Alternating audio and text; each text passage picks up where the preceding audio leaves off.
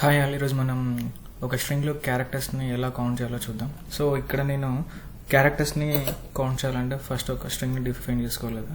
And అలానే మనం input అనేది అంటే ఆ స్ట్రింగ్ అనేది మనం ఇచ్చేటట్టు ప్రోగ్రామ్ రాద్దాం. సో దానికి మనం స్కానర్ క్లాస్ యూజ్ చేయాలి.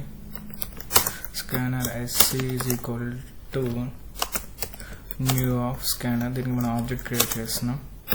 అండ్ సిస్టమ్ డాట్, సో మనం ఇచ్చేది ఇన్పుట్ కాబట్టి dot in and ends with semicolon. Next system dot println please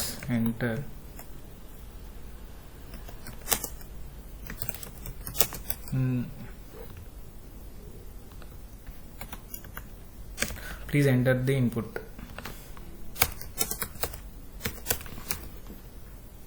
okay, next ఇప్పుడు sc డాట్, సో ఇది మన ఒక string. Okay, sc dot next line ends with semicolon.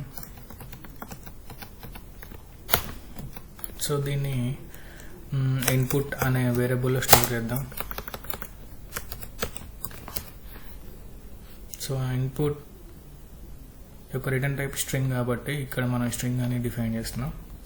And ఇప్పుడు ఈ string యొక్క లెంత్ కావాలి.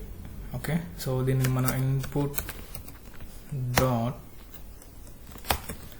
లెంత్. ఓకే, సో దీన్ని మళ్ళీ సిస్టమ్ డాట్ అవుట్ డాట్ printlnలో ప్రింట్ చేద్దాం.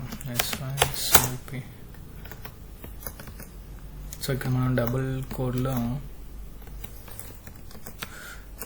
Count of the characters and concatenation.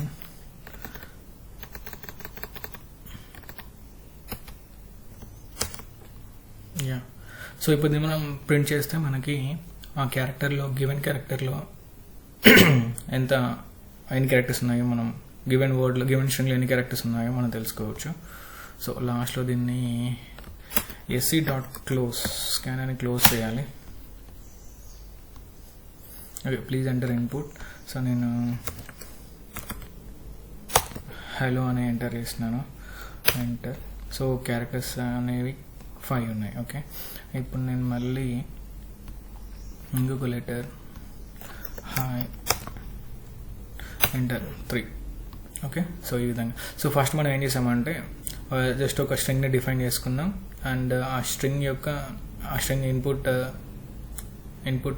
And input dot length. So ఈ length మెథడ్ని use చేసి మనం క్యారెక్టర్ కౌంట్ అనేది తెలుసుకోవచ్చు అనమాట. Okay, thanks for watching.